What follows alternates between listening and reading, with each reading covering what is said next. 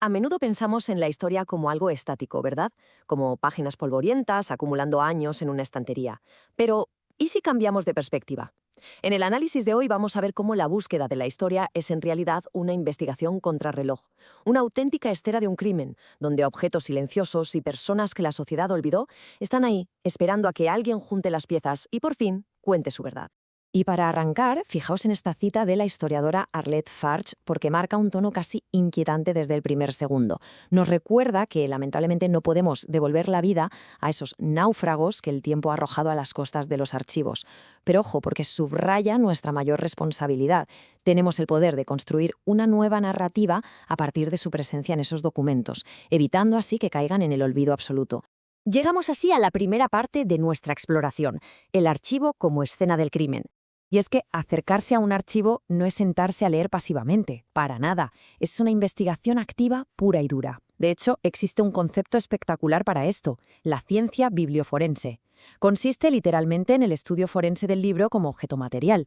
Quienes investigan actúan como auténticos detectives literarios, tratando cada componente del libro, desde el tipo de papel hasta el hilo de las costuras, como una prueba crucial en la escena del crimen para sacar a la luz secretos del pasado. Pasamos a la sección 2, el encanto físico. Porque claro, para encontrar estas pruebas tangibles no vale con hacer un par de clics en Internet. Es un viaje totalmente físico y visceral. Imaginad la mítica biblioteca del Arsenal en París. Tienes que sobrevivir a salas de lectura gélidas, pelear por conseguir tu carnet de investigador, escuchar el ruido seco de los cajones de madera del inventario y finalmente cargar con unos volúmenes enormes, pesadísimos, atados con correas de cuero. Y todo esto en un silencio casi sepulcral, con la gente encorvada sobre las mesas de estudio como si fueran remeros en una galera. Tercera parte. Huellas de los marginados. Si viajamos a ese París del siglo XVIII, vemos algo alucinante en los registros policiales. A simple vista solo hay burocracia fría, el acusador frente al acusado, el marco legal estricto, pero si rascas un poco, bajo esa superficie asoman historias humanas brutales. En medio de toda esa jerga legal encuentras amor, ataques de rabia, gestos de solidaridad inmensa o dramas tan crudos como el de un panadero desempleado que no tuvo más remedio que robar pan, simplemente para no morir de hambre. Y fijaos en los detalles físicos que quedan porque ponen los pelos de punta. Los registros hablan de identificadores ínfimos, como un pequeño brazalete de pergamino del año 1761 que llevaba dibujados una cruz, un corazón y la marca E184.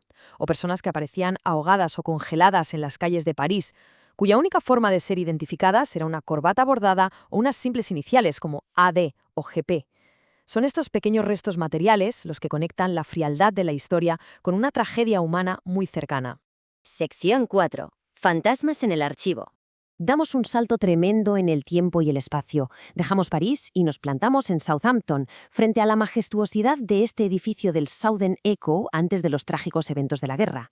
En 1940, 712 bombardeos aéreos arrasaron con esta vibrante ciudad victoriana y con toda su industria del libro. Todo quedó reducido a escombros y metal retorcido. Y esta destrucción masiva creó unos fantasmas inmensos en el archivo, agujeros insalvables donde antes existía un bullicio literario.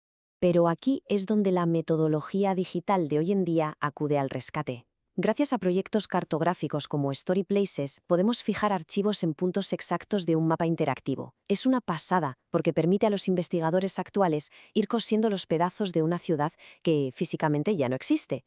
Básicamente están trazando rutas de fantasmas por calles comerciales que desaparecieron hace décadas. Y esto nos lleva a la quinta parte: hacer hablar a los objetos históricos.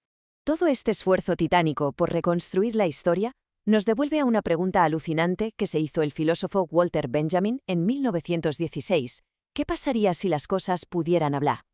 Aunque en realidad la idea viene de más atrás. Ya en 1644, John Milton decía que los libros no son de ninguna manera objetos muertos, sino que contienen una potencia de vida en su interior. Es una tradición histórica preciosa, entender los libros no como simples papeles, sino como entidades vivas, que respiran, con voz propia y voluntad de perdurar. Vamos a ver cómo se materializa esto en la práctica. Aquí tenemos al primer fantasma digital rescatado de Southampton. La cita lo describe casi con poesía, brillante en la penumbra, una silueta enmarcada por texto, llevando el delantal de su oficio. Podría ser un aprendiz, tal vez un chiquillo o un mero píxel en la pantalla. Este objeto nos interpela directamente, hablando como una aparición digital que reclama su espacio en la memoria de la ciudad. La segunda evidencia es pura experiencia sensorial. Nos habla de la piel suave y crujiente de un libro antiguo. Seguro que podéis imaginar ese olor inconfundible a viejo, la sensación de saber que ha pasado por infinidad de manos. Pero el foco recae en un sello ovalado, una marca cóncava hundida en la guarda que graba un nombre. G. Cautem, encuadernador de Southampton. Es el propio cuerpo del libro gritando su identidad y su linaje. Y llegamos a la prueba final, que encierra una ironía poética maravillosa. Se trata de una lujosa Biblia encuadernada en tafilete, por la que un tal Capitán Kent pagó una auténtica fortuna en el año 1881. Pues bien, la paradoja es que de aquel inmenso y carísimo objeto físico ya no queda nada. Hoy solo sobrevive como un frágil calco, unos simples trazos de grafito en la carpeta de un archivo.